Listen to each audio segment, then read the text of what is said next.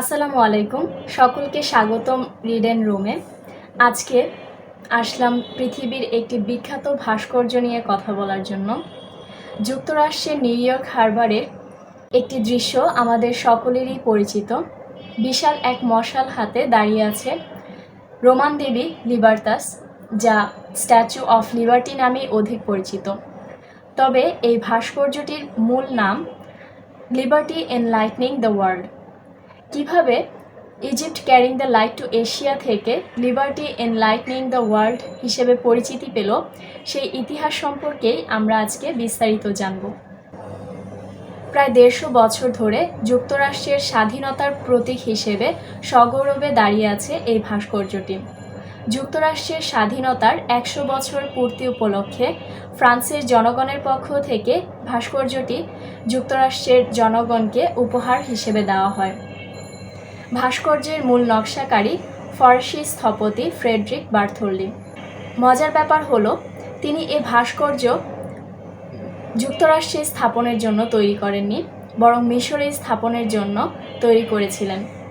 1885 সালে তরুণ বার্থোল্ডি মিশরে ভ্রমণের জন্য গিয়ে মিশরের প্রাকৃতিক সৌন্দর্যে অভিভূত হয়ে ঠিক করেন তিনি এখানে তার শিল্পকর্ম একটি স্থাপন করবেন।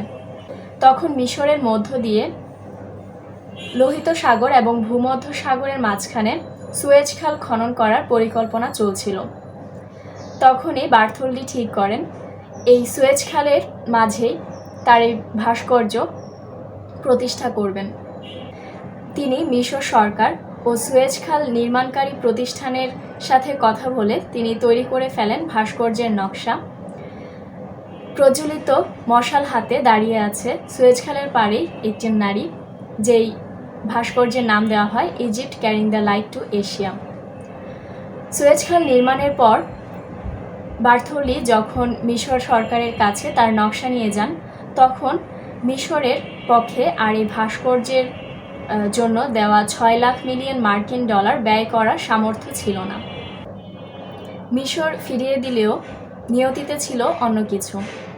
কয়েক বছর আগে ফরাসি রাজনীতিবিদ এবং আইনজীবী এডওয়ার্ড ডি লেবুলে বার্থোল্ডির কাছ থেকে যুক্তরাষ্ট্রের স্বাধীনতার 100 বছর পূর্তি উপলক্ষে একটি ভাস্কর্য নির্মাণের কথা প্রকাশ করেছিলেন। এ কথা মনে হতেই বার্থোল্ডি ছুটে চলে যান লেবুলের কাছে। নানা কারণে লেবুলে ছিল যুক্তরাষ্ট্রের অতি ভক্ত, যার কারণে বার্থোল্ডির প্রস্তাব তিনি লুফে নেন। ফলে দুজনের প্রচেষ্টায় গঠিত হয় ফ্রাঙ্কো আমেরিকান ইউনিয়ন, যেখান থেকে ভাস্কর্য তৈরির অর্থ সংগ্রহের কাজ শুরু হয়। সিদ্ধান্ত নেওয়া হয় যে মূল ভাস্কর্য তৈরির অর্থ ফ্রান্সের জনগণের কাছ থেকে সংগ্রহ করা হবে এবং ভিত তৈরির জন্য অর্থ সংগ্রহ করা হবে যুক্তরাষ্ট্রের মানুষের কাছ থেকে। তবে যুক্তরাষ্ট্রের জনগণ এতে বেশি ইন্টারেস্ট দেখায়নি।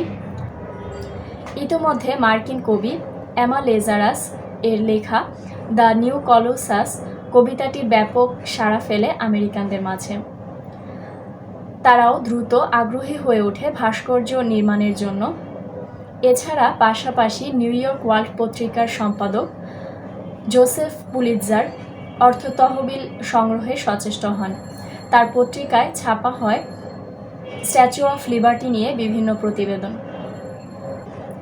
ফ্রান্সেও নাটক প্রদর্শনী সহ বিভিন্ন পদক্ষেপ গ্রহণ করা হয় অর্থ সংগ্রহের জন্য। ফলে অর্থ সংগ্রহ দ্রুতই বেড়ে যায়। এভাবেই রচিত হয় স্ট্যাচু অফ লিবার্টি নির্মাণের ইতিহাস। দেবী লিবার্টাসের ভাস্কর্যটি এতই বড় যে তার পায়ের মাপে জুতার সাইজ নিলে সাইজ হবে 879। স্ট্যাচু অফ লিবার্টিকে লাইট হাউস হিসেবে ব্যবহার করা হয়েছিল প্রায় 16 বছর। 24 মাইল দূর থেকে লাইট হাউসের লাইট দেখা যেত।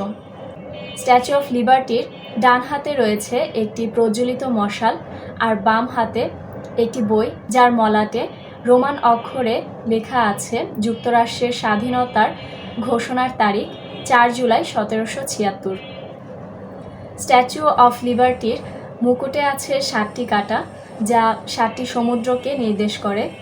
এর পায়ের কাছে পড়ে থাকা ভাঙা শিকল যুক্তরাষ্ট্রের দাস প্রথা রহিতকরণের প্রতীক। স্ট্যাচু অফ লিবার্টির উচ্চতা 305 ফুট 1 ইঞ্চি। এটি উত্তর আমেরিকার সবচেয়ে বড় ভাস্কর্যের গৌরব অর্জন করে আছে। 1886 সালের 28 অক্টোবর যুক্তরাষ্ট্রের তৎকালীন প্রেসিডেন্ট গ্লোভার ক্লিভল্যান্ড এই ভাস্কর্যটি উদ্বোধন করে। তাই 28 অক্টোবর প্রতি বছর ভাস্কর্যের জন্মদিন পালন করা হয়। 1924 সালে যুক্তরাষ্ট্র সরকার একে জাতীয় স্মৃতিস্তম্ভ হিসেবে ঘোষণা করেন। আজকে এ পর্যন্তই, দেখা হবে পরের ভিডিওতে।